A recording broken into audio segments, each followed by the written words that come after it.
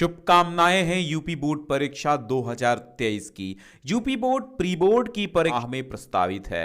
अब आप इस पेपर को इस कदर से पढ़िए कि जैसे यही पेपर आने ही वाला है। हर पेपर को अगर आप इस प्रकार पढ़ेंगे कि मैं ये पेपर पढ़ रहा हूं और यही आ जाएगा, तो मुझे उम्मीद है कि आप बोर्ड में टॉपर बन जाएंगे, क्योंकि आप हर दिन ये सोचकर पढ़िए कि कल हमारा एग्जाम है।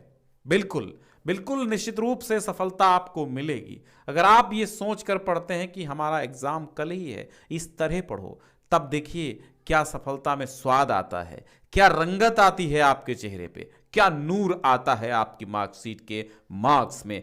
तो आइए, प्री बोर्ड परीक्षा का ये साधारण सा पेपर है, लेकिन बहुत ही जबरदस्त है। प्रश्न इसके आप देखेंगे तो मजा आ जाएगा। तो बड़ा अच्छा संकलन है। तो आप ये जानते हैं कि 100 का पूर्णांक तो होता ही होता है, इसमें कुछ बताना नहीं है। 3 घंटे 15 मिनट का समय होता है। देखो, शेयर करो, मेहनत लगती है। ये यूं ही आप सोचते हैं कि एक मुझे वीडियो दे रहे हैं। एक वीडियो का देने का मतलब ये होता है कि अगर हम 1 घंटे का वीडियो आपको देते हैं तो इसका मतलब है 2, ढाई, 3 घंटे उस पर और भी मेहनत की गई है। किसी भी वीडियो लेक्चर को बनाने से पहले, किसी भी वीडियो लेक्चर को रिकॉर्ड करने से पहले बड़ी मेहनत उसके बैकग्राउंड में की जाती है कि यूं ही आपको सिंपल सा उठा के कुछ चीज़ नहीं मिल जाती। उसकी टाइपिंग में मेहनत लगती है, उसके क्वेश्चंस के सिलेक्शन में मेहनत लगती है, उसके पेपर्स कौन सा सेलेक्ट किया जाए उसमें मेहनत लगती है। तो आपको केवल उंगलियां घुमानी है। जैसे आप दूसरों को मैसेज फॉरवर्ड करते हैं व्हाट्सएप पे, सेम ऐसे ही हमारा लिंक शेयर कर दो। उम्मीद करते हैं आपने ऐसा किया होगा। खंड का देखते हैं और पहला प्रश्न आपका है, खड़ी बोली गद्य की प्रथम प्रामाणिक रचना कौन सी मानी जाती है? बिहारी सतसई, प्रेम सागर, पृथ्वीराज रासो या फिर गोरा बादल की कथा? तो मैं आपको बता देता हूं, गोरा बादल की कथा, जिसको लिखा था जटमल ने। किसने लिखा था? जटमल कृत गोरा बादल की जो कथा है वो खड़ी बोली गद्य की प्रथम प्रामाणिक रचना मानी जाती है। सरस्वती पत्रिका के संपादक कौन थे? किसी से भी ये प्रश्न अछूता नहीं है। पंडित प्रताप नारायण मिश्र, बालकृष्ण भट्ट, बद्रीनारायण चौधरी, प्रेमघन या महावीर प्रसाद द्विवेदी? तो महावीर प्रसाद द्विवेदी, जाहिर सी बात है, सभी लोग जानते होंगे इसको। पंडित प्रताप नारायण की जो पत्रिका थी उसका नाम था ब्राह्मण, और जो आपकी बद्रीनारायण चौधरी प्रेमघन की बद्रीनारायण चौधरी प्रेमघन की नागरी नीरद। नागरी नीरद। और कौन सी पत्रिका थी? आनंद कादम्बिनी। ठीक है, आनंद कादम्बिनी और नागरी नीरद नाम की 2 पत्रिकाएं अब बहुत मशहूर हुई बद्रीनारायण चौधरी प्रेमघन की। और बालकृष्ण भट्ट की इस समय मुझे ध्यान नहीं आ रही है, वो भी बता देंगे जैसे ही ध्यान आती है। ब्राह्मण पंडित प्रताप नारायण मिश्र की हो गई। चलिए ठीक है। पथ के साथी किस विधा पर आधारित रचना है?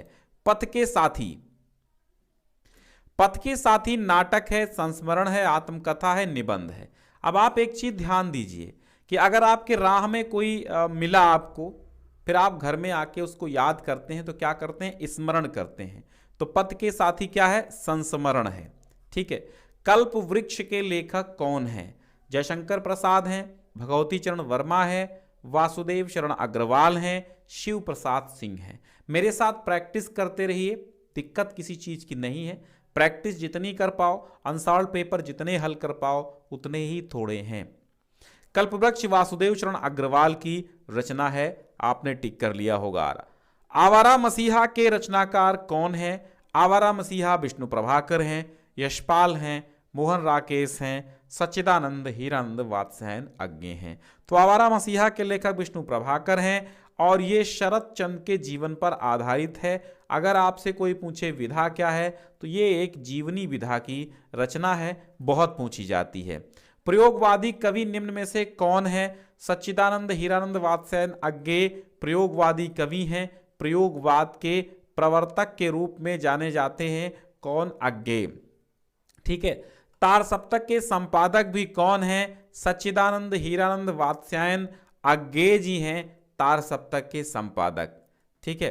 वैदेही वनवास के रचयिता कौन हैं? अयोध्या सिंह उपाध्याय हरिऔध, जिन्होंने रस कलश लिखा। ठीक है, रस कलश की रचना की, प्रिय प्रवास की रचना की, प्रिय प्रवास की रचना की, वैदेही वनवास की भी रचना हरिऔध जी ने की है। आधुनिक युग की मीरा के नाम से कौन मशहूर हैं? महादेवी वर्मा आधुनिक युग की मीरा के नाम से मशहूर हैं। छायावाद की मुख्य विशेषता क्या है? प्रकृति का मानवीकरण, युद्धों का सजीव वर्णन, यथार्थ चित्रण, भक्ति की प्रधानता। प्रकृति का मानवीकरण के रूप में चित्रण छायावाद की विशेषता रही है। यथार्थ चित्रण तो नहीं रहा। रहस्यवाद भी एक छायावाद की विशेषता है, रहस्यवादी प्रवृत्ति, ठीक है। भक्ति की प्रधानता इसमें थी नहीं, युद्धों का वर्णन हुआ नहीं, ठीक है। चलो, पूर्वजों ने और धर्म विज्ञान, साहित्य, कला और संस्कृति के क्षेत्र में जो कुछ भी पराक्रम किया है उस सारे विस्तार को हम गौरव के साथ धारण करते हैं और उसके तेज को अपने भावी जीवन में साक्षात देखना चाहते हैं। यही राष्ट्र संवर्धन का स्वाभाविक प्रकार है, जहां अतीत वर्तमान के लिए भार रूप नहीं है, जहां भूत वर्तमान को जकड़ नहीं रखना चाहता वरन अपने वरदान से पुष्ट करके आगे बढ़ाना चाहता है, उस राष्ट्र का हम स्वागत करते हैं। अब आपको बताना है कि भैया ये जो गद्यांश है वो कहाँ से लिया गया है। तो ये चैप्टर जो है आपका जान ही गए होंगे, राष्ट्र का स्वरूप से लिया गया है। वासुदेव शरण अग्रवाल इसके क्या हैं? लेखक हैं। अब यहाँ रेखांकित अंश है तो इस रेखांकित अंश की हमें व्याख्या करनी है। इसको रटा नहीं जाता, इसकी तरकीबें होती हैं। जैसे आपको थोड़ा सा बढ़ा चढ़ा के वर्णन करना है, ठीक है, थोड़ा सा बढ़ा चढ़ा के वर्णन करना है तो आप उसको कर दीजिएगा। कैसे? डॉक्टर वासुदेव शरण अग्रवाल जी कहते हैं, पूर्वजों ने चरित्र निर्माण में, धर्म विज्ञान में, साहित्य सृजन में, कला और संस्कृति के क्षेत्र में हर जगह पर तमाम थोड़ा बहुत पराक्रम किया है और उस सारे पराक्रम को, सारे विस्तार को हम क्या करते हैं? बड़े गर्व के साथ धारण करते हैं और उस पूर्व पराक्रम के तेज को, पूर्व कार्यों के तेज को हम अपने भविष्य के जीवन में हूबहू देखना चाहते हैं और इसी के माध्यम से राष्ट्र संवर्धन होता है और यही राष्ट्र संवर्धन का, राष्ट्र की वृद्धि का प्रकार है, ठीक है। तो उपयुक्त गद्यांश के पाठ का शीर्षक और लेखक का नाम बता चुके, व्याख्या कर चुके। राष्ट्र संवर्धन का प्रकार स्पष्ट कीजिए। जितना रेखांकित अंश है वहां से लेकर के यहां तक प्रकार है तक आप लिख दीजिए, उत्तर हो जाएगा। अतीत वर्तमान के लिए भार रूप नहीं है, इसका आशय क्या है? इसका आशय यह है कि हम अतीत को वर्तमान में पिरोना चाहते हैं और भावी जीवन में आत्मसात करना चाहते हैं, साक्षात देखना चाहते हैं। इसी कारण जो वर्तमान है, इसी कारण जो अतीत है वो वर्तमान के लिए भार रूप नहीं है, भूत वर्तमान को जकड़े नहीं, ठीक है। तो अपने आप से अपनी मौलिक उत्तर देने होते हैं। अगला प्रश्न है, लेखक किस राष्ट्र का स्वागत करना चाहता है? तो जहां भूत वर्तमान को जकड़ नहीं रखना चाहता, अतीत वर्तमान के लिए भार रूप नहीं है वरन अपने वरदान से पुष्ट करके आगे बढ़ाना चाहता है, लेखक उस राष्ट्र का स्वागत करना चाहता है। जो कुछ भी हम इस संसार में देखते हैं वो ऊर्जा का ही स्वरूप है। जैसा कि महर्षि अरविंद ने कहा है कि हम भी ऊर्जा के ही अंश हैं। इसलिए जब हमने ये जान लिया है कि आत्मा और पदार्थ दोनों ही अस्तित्व का हिस्सा हैं, वे एक दूसरे से पूरा तादाद में रखे हुए हैं, तो हमें ये एहसास भी होगा कि भौतिक पदार्थों की इच्छा रखना किसी भी दृष्टिकोण से शर्मनाक या गैर आध्यात्मिक नहीं है। अब आप इस गद्यांश को बताइए कहां से लिया गया है। तो ये डॉक्टर APJ अब्दुल कलाम द्वारा लिखा गया तेजस्वी मन, हम और हमारा आदर्श। तेजस्वी मन जो है उसके संपादित अंश से लिया गया है हम और हमारा आदर्श, है ना, इस चैप्टर का नाम है। तो जो कुछ भी हम इस संसार में देखते हैं वो किसका रूप है? वो सब ऊर्जा का ही स्वरूप है। महर्षि अरविंद ने अस्तित्व का हिस्सा किसको माना है? बताइए। महर्षि अरविंद ने अस्तित्व का हिस्सा किसको माना है? दोनों ही अस्तित्व का हिस्सा हैं। क्या? आत्मा और पदार्थ दोनों को ही अस्तित्व का हिस्सा माना है। गद्यांश के आधार पर तादात्म्य का आशय स्पष्ट कीजिए। एकाकार होना या फिर तादात्म्य का अर्थ है एकाकार होना, एक रूप होना या फिर तल्लीन होना। ठीक है, तल्लीन यानी उसमें लीन हो जाना। तो तादात्म्य का अर्थ तो आप लोग जान गए, यानी तल्लीनता, एक रूप होना या साम्य कह सकते हैं। कैसी इच्छा रखना शर्मनाक या गैर आध्यात्मिक है। ठीक है, आध्यात्मिक बात नहीं है। तो यहां लिखा है भौतिक पदार्थों की इच्छा रखना किसी भी दृष्टिकोण से शर्मनाक या गैर आध्यात्मिक बात नहीं है।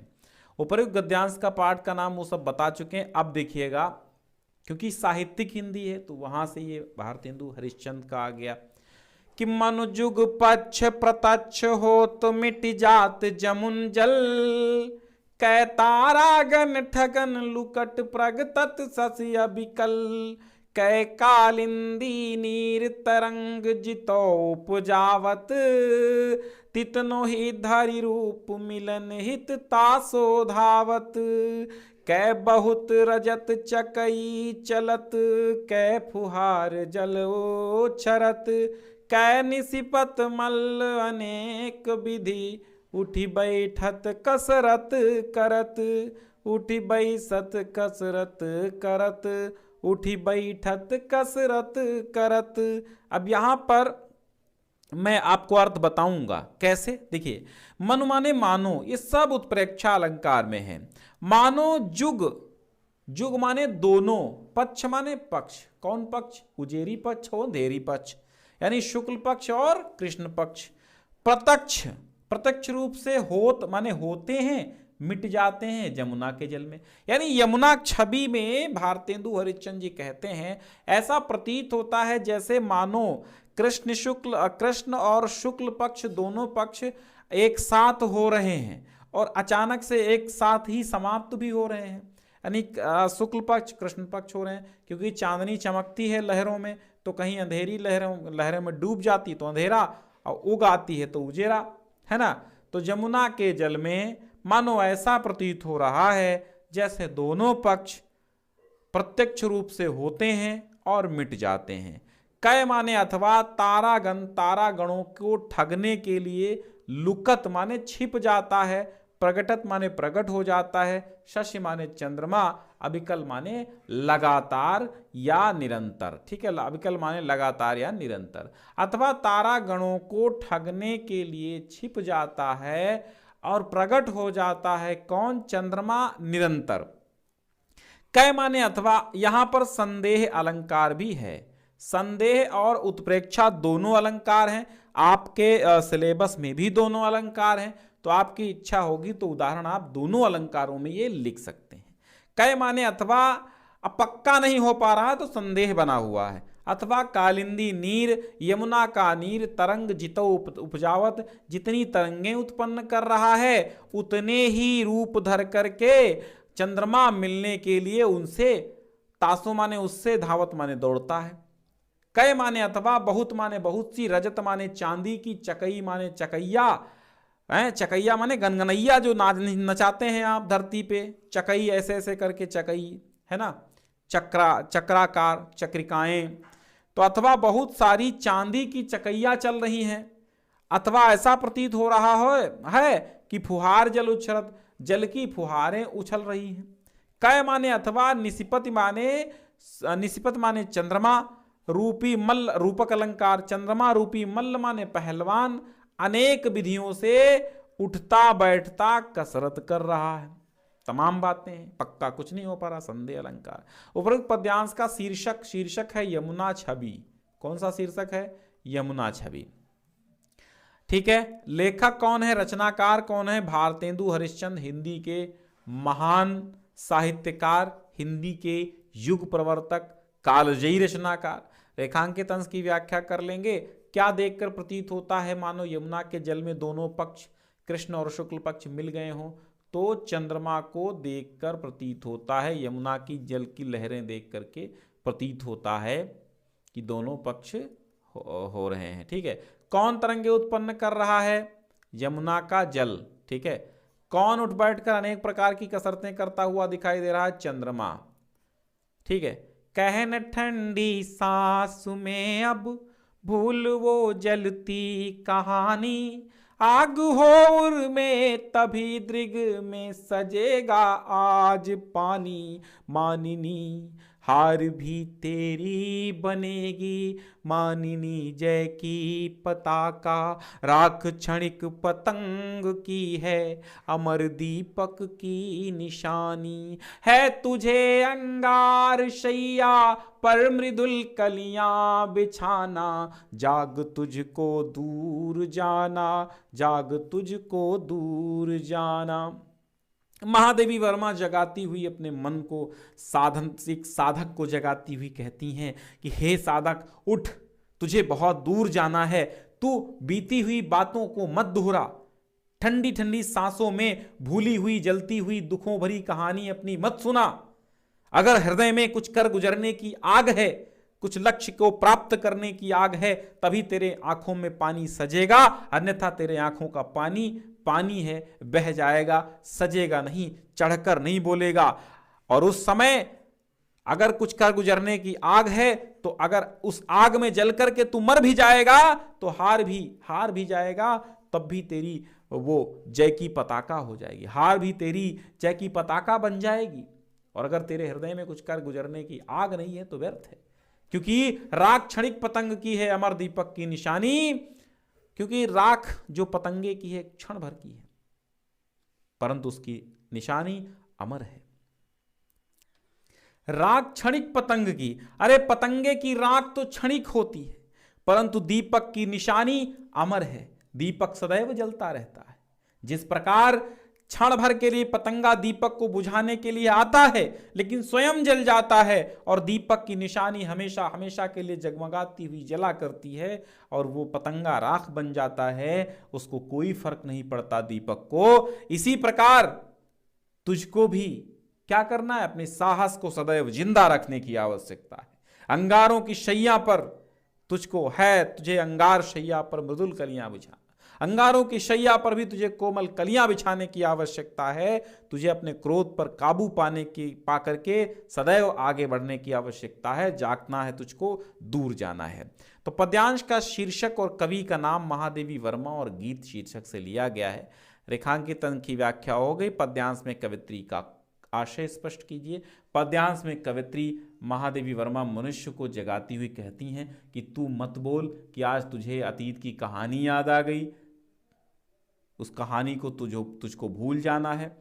अगर तेरे हृदय में आग है तभी तेरी आंखों में पानी आ पाएगा। अगर तू साहस से लड़ेगा तो तेरी हार भी जीत बन जाएगी। ठीक है, किसकी राख अमर दीपक का भाग बनकर अमर हो जाती है? तो पतंगे की। ठीक है, यानी अब यहां पर एक अर्थ और निकल रहा। पहला अर्थ हमने अभी बताया आपको, एक और अर्थ, जिस प्रकार दीपक की जो राख होती है क्षणिक होती है, फिर भी वो अमर है, दीपक की निशानी भी अमर है, यानी राख जो पतंगे की है वो भी अमर दीपक का एक भाग बन करके हमेशा हमेशा जलती रहती है। इसलिए अगर तू संघर्ष में खत्म भी हो गया तो भी तू उसका भाग बन करके अमर हो जाएगा। तो किसकी राख? तो पतंगे की राख। ठीक है, क्षणिक शब्द का मूल शब्द और प्रत्यय अलग कीजिए। तो क्षण धन इक, मूल शब्द है क्षण और प्रत्यय लगा है इक। ठीक है, तो क्षणिक हो गया। फिर आपको ये इंपॉर्टेंट साहित्यिक परिचय हैं, याद कर लेने हैं। हजारी प्रसाद, कन्हैयालाल, पंडित दीनदयाल, मैथिली शरण, जयशंकर प्रसाद और सच्चिदानंद हिरानंद वात्स्यायन। फिर कहानी कला के तत्वों पे पंचलाइट या बहादुर, कर्मनाशा की हार अथवा पंचलाइट, इनमें जो है चरिचित्रण और ये सब याद कर लेना, करा चुके हैं। खंडकाव्य आप अपने जिले के अनुसार चुनिएगा और चरिचित्रण याद कीजिएगा। खंडखा में संस्कृत गद्यांशों में से एक का हिंदी ससंदर्भ हिंदी अनुवाद करना, संदर्भ 2 अंक का और अनुवाद 5 अंक का है, इसलिए छोड़ना कुछ नहीं है, संदर्भ लिखो पहले। संस्कृतस्य साहित्यम सरसम व्याकरणम च सुनिश्चितम, संस्कृत का साहित्य सरस और व्याकरण सुनिश्चित है। तस्य गद्य पद्ये च लालित्यम, उसके गद्य और पद्य में लालित्य, भावबोध सामर्थ्यम, भावबोध की क्षमता, अद्वितीय श्रुति माधुर्यम च वर्तते, और अद्वितीय यानी अनुपम श्रुति माधुर्य है। किम बहुना, बहुत क्या कहें, चरित्र निर्माणार्थम, चरित्र के निर्माण के लिए यादृशी सत्प्रेरणा, जैसी सत्प्रेरणा संस्कृत वांग्मयम ददाति, संस्कृत साहित्य देता है, न तादृशीम किंचित अन्यत, वैसी कहीं अन्य नहीं। मूलभूतानाम मानवीय गुणानाम, मूलभूत मानवीय गुणों की यादृशी विवेचना, जैसी विवेचना संस्कृत साहित्य वर्तते, संस्कृत साहित्य में है, न अन्यत्र तादृशी, वैसी अन्य नहीं, अन्य जगह नहीं है। दया दान, शौचम माने पवित्रता, औदार्य माने उदारता, अनुसूया जलन न करना, क्षमा, अन्य चा अनेके, और अन्य अनेक गुण, अस्य साहित्य से अनुशीलनेन, इसके साहित्य के अनुशीलन अर्थात अध्ययन से, संजायन्ते माने उत्पन्न हो जाते हैं। संस्कृत भाषा में महत्तम से लिया गया, और फिर है पंचशील सिद्धांत से लिया गया है, ठीक है। बौद्ध युगे इमे सिद्धांता वैयक्तिक जीवन से अभ्युत्थानाय प्रयुक्ता आसन, बौद्ध युग में ये सिद्धांत वैयक्तिक जीवन के अभ्युत्थान के लिए प्रयुक्त थे। परम अद्य इमे सिद्धांता, परंतु ये सिद्धांत राष्ट्राणाम परस्पर मैत्री सहयोग कारणानि, राष्ट्रों की परस्पर आपस में मित्रता मैत्री सहयोग करने में, विश्व बंधुत्व, विश्व की बंधुत्व, बस विश्व बंधुत्व के लिए, विश्व शांतिचा, और विश्व शांति के लिए साधनानि संति, साधन हैं। राष्ट्र नायक से, राष्ट्र नायक श्री जवाहरलाल नेहरू महोदय से, श्री जवाहरलाल नेहरू महोदय के प्रधानमंत्रित्व काले, प्रधानमंत्रित्व काल में, चीन देशेन सह भारतस्य मैत्री, चीन देश के साथ भारत की मित्रता, पंचशील सिद्धांतान अधिकृत्य एव भवत अभवत, पंचशील सिद्धांतों को अधिकृत करके ही हुई। यतो ही क्योंकि उभौ अपि देशौ, दोनों ही देश बौद्ध धर्मे निष्ठावंतौ, बौद्ध धर्म में निष्ठावान हैं। आधुनिके जगति, इस जगत में, आधुनिक संसार में, पंचशील सिद्धांता, पंचशील सिद्धांत नवीनम, नवीन राजनैतिकम स्वरूप गृहीतवंता, नवीन राजनीतिक स्वरूप ग्रहण किए हुए हैं, ग्रहण कर लिए हैं, ठीक है। तो पंचशील सिद्धांता से है। फिर देखिएगा, तदन्वये शुद्धिमति प्रसूतः शुद्धिमत्तरः, दिलीप इति राजेन्दु इंदु क्षीर निधावयु, तो नृपत दिलीपा से लिया गया है। तद माने उनके, अन्वय माने वंश में, किसके, मनु के वंश में, शुद्धिमति शुद्धि बुद्धि वाले, शुद्धिमत्तरः, प्रसूतः माने उत्पन्न हुए, शुद्धिमति वाले, शुद्ध बुद्धि वाले, शुद्धिमत्तरः माने अधिक शुद्ध, सबसे शुद्ध, सबसे शुद्ध बुद्धि वाले, प्रसूतः माने उत्पन्न हुए, दिलीप, राजा दिलीप उत्पन्न हुए। इति राजेंदु इंदु, राजेंदु इंदु क्षीर निधावयु, जैसे क्षीर सागर में शशि के समान, जैसे क्षीर सागर में शशि उत्पन्न होती है, चंद्रमा उत्पन्न होता है। राजेंद्र इंदु मतलब चंद्रमा, जैसे क्षीर निधौ यु, जैसे क्षीर निधौ मतलब समुद्र में, जैसे समुद्र में चंद्रमा उत्पन्न होती है, ठीक उसी प्रकार उनके, किसके, मनु के वंश में सबसे शुद्ध बुद्धि वाले, सबसे शुद्ध राजा दिलीप उत्पन्न हुए। तो कहां से लिया गया, नृपत दिलीपा से। प्रीणाति यः सुचरितै पितरं सपुत्रो, यद भर्तुरेव हितमिच्छति तत्कलत्रं, तत्मित्रमापदि सुखे च समाक्रियं, यद एतत्रयं जगति पुण्यकृतो लभन्ते। प्रीणाति माने प्रसन्न करता है, यह माने जो, सुचरितैः माने सुंदर चरित्रों से, पितरम माने पिता को, सा माने वह, पुत्रो माने पुत्र है, जो शुद्ध आचरण से, शुद्ध चरित्र से अपने पिता को प्रसन्न करता है, वही सच्चा पुत्र है। यद माने जो भर्तुः एव स्वामी पति का ही हितमिच्छति, हित चाहती है, तत्कलत्रम वही शुद्ध पत्नी है। कलत्रम माने स्त्री। तन मित्रम वह मित्र ही, वही मित्र सच्चा मित्र है। आपदि माने दुख में, सुखे माने सुख में, चा माने और, समक्रियम माने समान रूप से व्यवहार करता है। यद माने जो मित्र सुख और दुख में समान रूप से व्यवहार करता है, वही सच्चा मित्र है। एतत्त्रयम, इन तीनों को, सच्चा मित्र, सच्चा पुत्र और सच्ची पत्नी, इन तीन को जगत माने संसार में पुण्यकृतो पुण्यवान लोग ही लभन्ते माने प्राप्त करते हैं। बाकी 2 प्रश्न आएंगे आपके, कर लीजिएगा। वीर रस और शांत रस।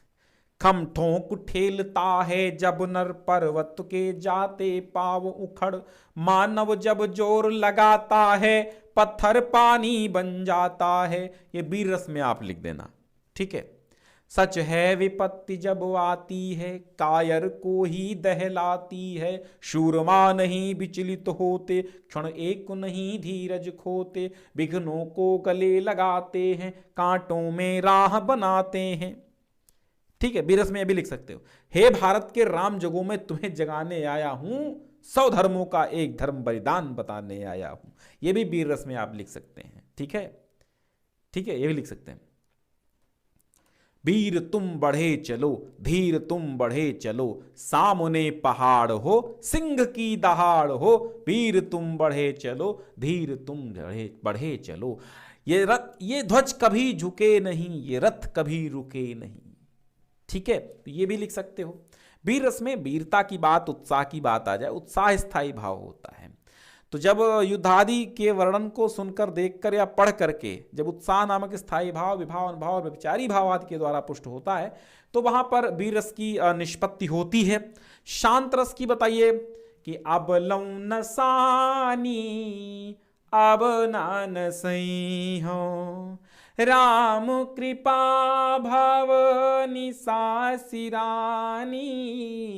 राम कृपा भव निसासिरानी, जागे फिरी न डसई हो, अब लो नसानी अब न सही हूं। ये क्या है? ये शांत रस है। या यह संसार कागज की पुड़िया, बूंद परे घुली जाना है, भैया रामी चलो देशावा बिराना है। तो ये क्या है? निर्वेद है, यानी संसार से मोह माया नाता छूट रहा है, कोई रस नहीं है यहां पर। ठीक है। अच्छा, श्लेष अलंकार। श्लेष अलंकार में क्या होता है? जैसे ब्रह्मन पानी वाला भी श्लेष अलंकार है।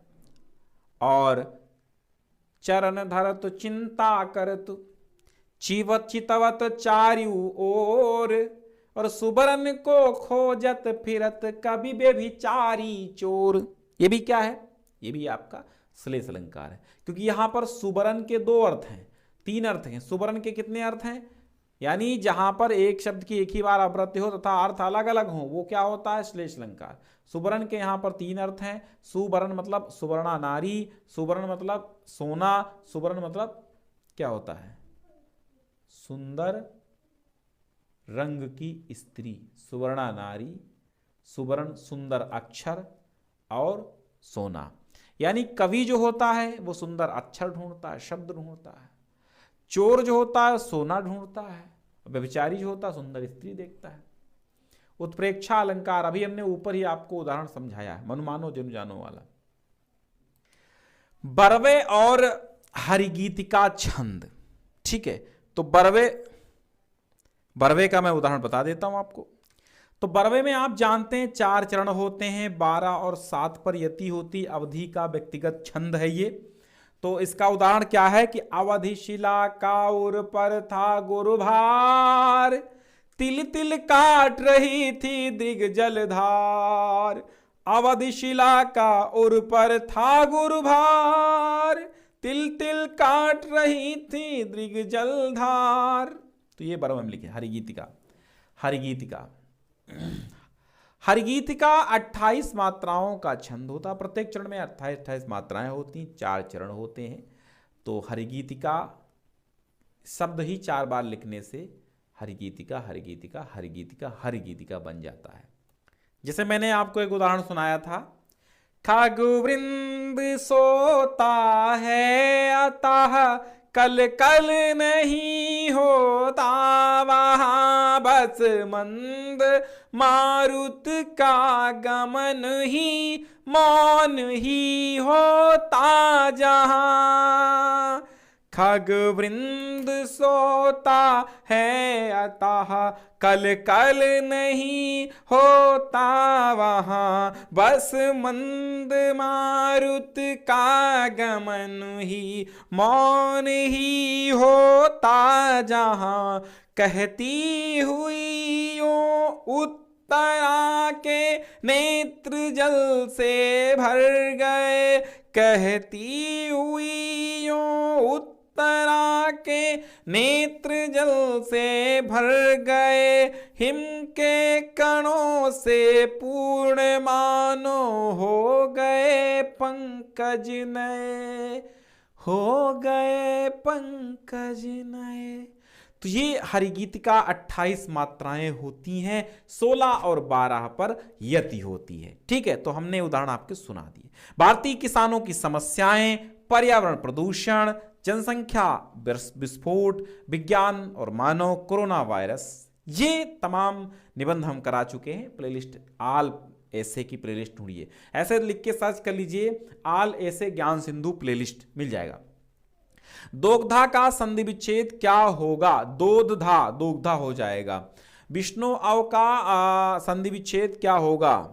ठीक है, तो इसका हो जाएगा विष्णु अव। ठीक है, विष्णु अव।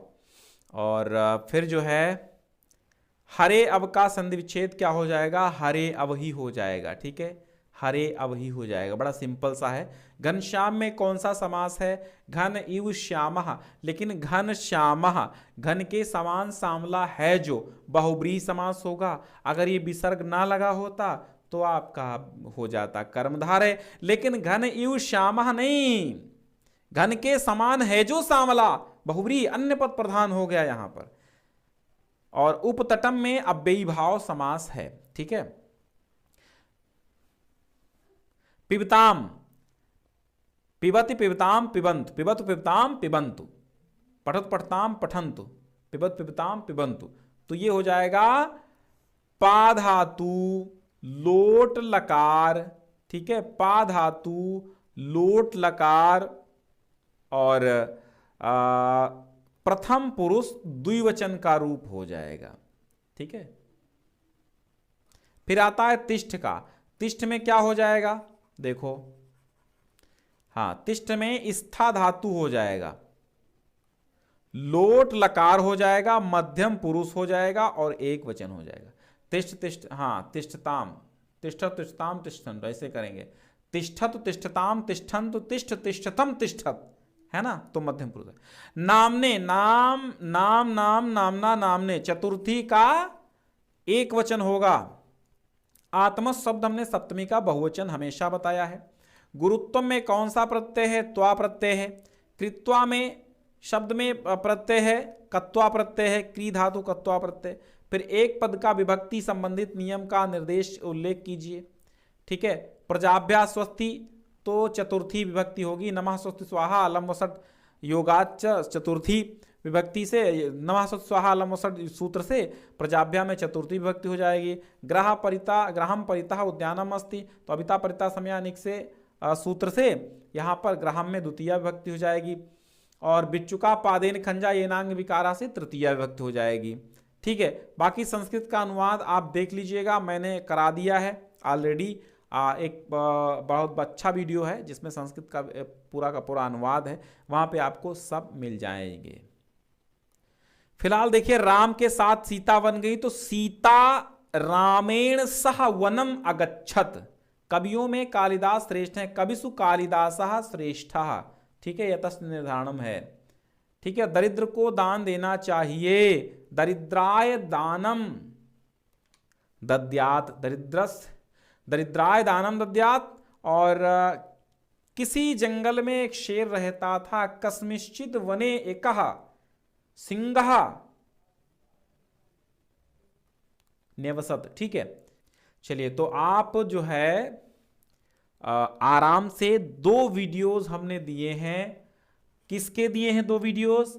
संस्कृत अनुवाद के नियम के। साहित्यिक हिंदी वालों कायदे से 4 नंबर लेना है तो वो 2 वीडियो देख लीजिए और आराम से नियम समझ लीजिए।